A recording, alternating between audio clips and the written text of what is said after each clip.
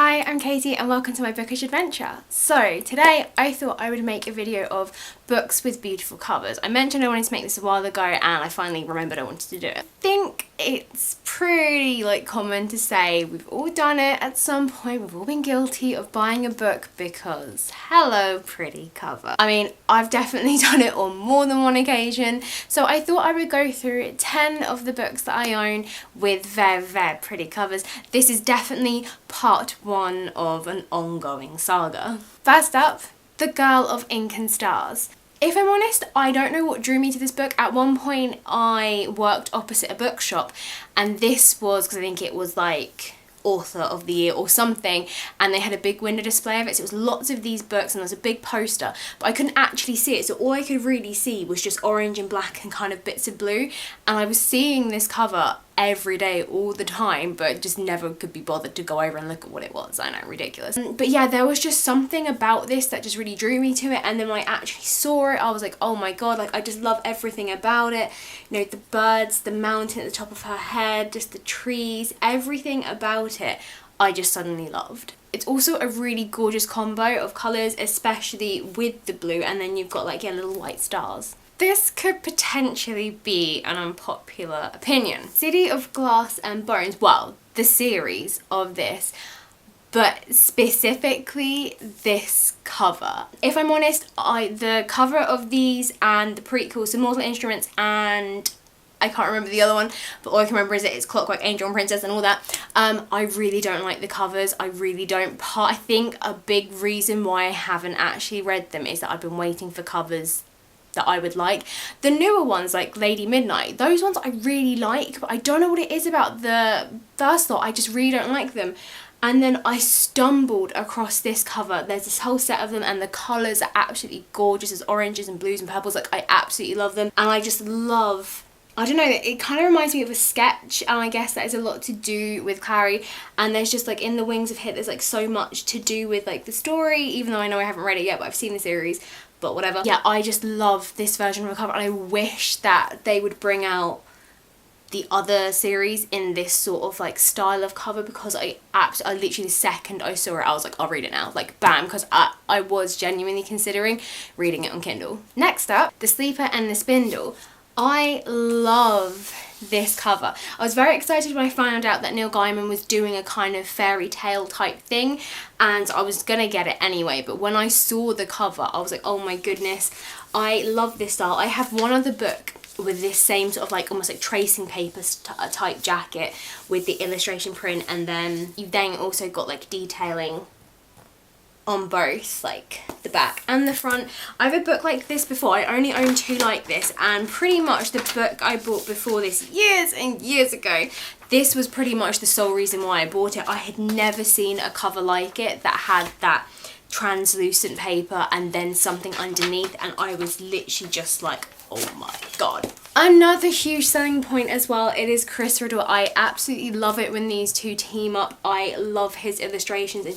It's the black and gold. I really love it because the book itself is black and white, but I love the accent of gold instead on the cover. The Wicked Deep. I don't actually know what it was about this cover, but I don't know, I think it is probably the fact that with some of the blues you've got that sort of metallic-iness to it, but in two different colours actually. So you've got a darker shiny blue and then a metallic light blue, and I don't know what it is, but I absolutely love it. I love the blockness of it. I love that you've got like, you know, a bird, a hand reaching out, a skull, more birds at the top. There's something about it that I just, yeah, really drew me to it, and I was like, I really hope this is a good book. This next one is so cool. Peter Pan. So although I'm not really a massive fan of this book, I am going to revisit it and reread it. I think the first time I read it there was a lot of expectation on what I thought it would be, and I actually just found it really quite creepy, and I don't know, I didn't enjoy it, but I love this chalk edition by Penguin Books. I have actually seen other versions like this. I remember seeing Pippi Longstockings, I was call it Longstickings then. There are a couple of others, but I can't even remember how I came across this, but I remember I was thinking I wanted to read like more classics, and I was thinking about reading Peter Pan, but I hadn't really ever come across a cover I really liked, and then suddenly I just think it's so cool. I just love this type, and I've never seen a book like it either, that kind of chalk illustrations. It's so cool and so pretty. Speaking of cool and pretty books, I will probably show more of these when I get the rest. At the moment I only have Sleeping Beauty. I genuinely had to find a reason to justify buying this and the rest of the collection. Thank God there is a really good reason. So yes, this is the story that we know from the film. So yes, this will be exactly the same as what I watched on video. It also does include original artist cells and concepts and backdrops. So there is a lot of extra stuff which like really makes this book really special. Because for me, I love that stuff. I love seeing all that sort of, you know, behind the scenes stuff with all the artists who used to sit around and watch the model actually moving around. Like, I love all that stuff. So to have extra stuff like this really made it worth it, because look at how beautiful. So these are cloth bound. There are lots of different colours, reds, oranges, like, oh my god, they're so beautiful. And then what I love, you have in white and then in gold, because I also love that it's on cloth. You have everything that is key to the story. So, you know, you've got the Spindle up here, Maleficent as the dragon, the shield and the sword, the book, Briar Rose down the bottom, Philip's horse, roses, Ida's the tiara, oh my god, her crow. Like, I love all of it, and that's what I really love about the others as well, the detailing in them. Oh, Aladdin's one is purple and it looks gorgeous. So yeah, I feel like it's just a really nice added extra of just beautifulness to a really nice sort of like concept art book.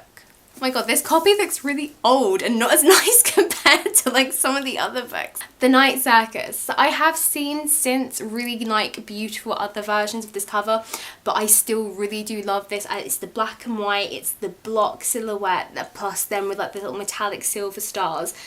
I just love it. I also love that, you know, her little red scarf trailing out, which leads to an important part in the book as well. And then you've got all this stuff just falling out of her skirt pocket. I absolutely love it. I think it is gorgeous. I don't own very many just plain black and white books, and I think that's what I really liked about it. This wasn't too much. I just love that silhouette look. Another classic. Again, this was a book I was umming and ahhing about reading, and I thought, I don't know, and then I stumbled across this copy in the cinema because I think it must have been around when the Disney remake came. The Jungle Book. How cute is this? Like, I mean, what wouldn't draw you to this? So obviously the black with the bold tiger on it. What I love the most is the fact that the tiger is made up, I really hope you can see it really well, is made up of like foliage, and I love that about it. And then I love that you've got like the metallic gold accents in there. Like, literally, that's like, this book I was like, even if I don't really enjoy it, which I didn't find it too bad. The story itself was really short. I didn't realise that, and it was like made up of like shorter stories, so I was really surprised actually how short it was. I mean, the second I saw this, I was like, okay, I'll read the Jungle Book, like, sold. 2 books left. Number 9. I'd like to just like point out that this isn't in like preference, this is just I was wandering around in my pants. I was picking them off bookshelves, and also I've now given you the image of me wandering around in my pants. I got from home from work, I got changed, I don't just walk around in my pants all the time. The Boneless Mercies. It's the metallic. I think I'm like a crow because I'm just like, ooh, shiny. I love the, like, that kind of that really bold blue, like almost neon but not quite, mixed in with the gold. I love that it's feathers. I love that. And then like, yeah, the black background then with the white kind of fading out writing. Gorgeous. I really hope this book is just as pretty. And finally, I have probably mentioned this author before because I really just, yeah, beautiful, beautiful, beautifulness. Coralie Bickford-Smith. She's amazing. The Fox and the Star. The cover itself is just, again, cloth bound. Love a cloth brown with the white. It is just so beautiful. Absolutely adore it. There's just so much within it. It is just gorgeous. I mean, the book itself is amazing, and it is filled with just gorgeous artwork. I absolutely just adore this book. I still need to pick up her other one, The Bird and the Worm, or The Worm and the Bird or something. I've been meaning to get it for ages, and it's another cloth bound with this same printing on it. It's like brown and I want to say like gold or something, I can't quite remember, but again, I like saw it and I was like, oh, thank you God, she's done another one. It is just so, like, the detailing is just absolutely gorgeous, and the print on it, oh my God, I love it. So there you have it. That is 10 of beautiful books I own. I am already thinking way ahead. There were some I like didn't realize I'd already picked 10. So I had these like all spread out in my bed, and I was like, okay, right, so next I'm going to pick, and I was like, oh, Oh crap, I've hit 10. I also really wanted to try and get a mix of hardback and paperback, because when thinking about this and planning this in my head, I have realised that a lot of them are definitely more majoritively hardback books, and I know a lot of the times the hardback does differ a lot to the paperback. There are some other books that I will include in like part 2, 3 and 4. I have just realised that it seems to be a hardback thing that I like, probably because you can either get them in sort of like the regular like hard cardboard, and then you've got cloth bounds and like the soft leather, so that's probably why I get drawn to it, because like not only aesthetically but feely, textury, they're also like, and there's something about like the embossing on cloth, whether it be foil or just like regular like ink, is just like, oh my god. Please let me know your thoughts on my choices. Don't be too harsh on me on the whole Cassandra Clare thing. It's just my, I don't like it. I think I genuinely, like thinking about it, aside from the fact that they are pretty big books, I think that may be the case why I was a little bit put off by reading them. I feel like awful for admitting that now, oh my god. Come on, we're all guilty of doing it. Let me know if you have other books as well that you would think, hey no, I don't think that's a pretty cover, now this is a pretty cover. Do let me know. But yeah, there will definitely be parts 2 and 3, because let's face it, I'm gonna keep hoarding books and I have so many others that I can just be like, ta-da! If you enjoyed this video, then smash that like button and show me your thumbs. Your love and support means the world to me. And if you're new, hello! Welcome. Hit the subscribe button and then you can enjoy more videos, and then we can communicate and it'll be great. And for more ways to like chat and stuff and be social, hit that description box full of links. Instagram, BookLikes, Goodreads, so many choices. I hope you have a really good day, and I hope you enjoy the rest of your week. Oh, I have no idea if this video will ever make it to you.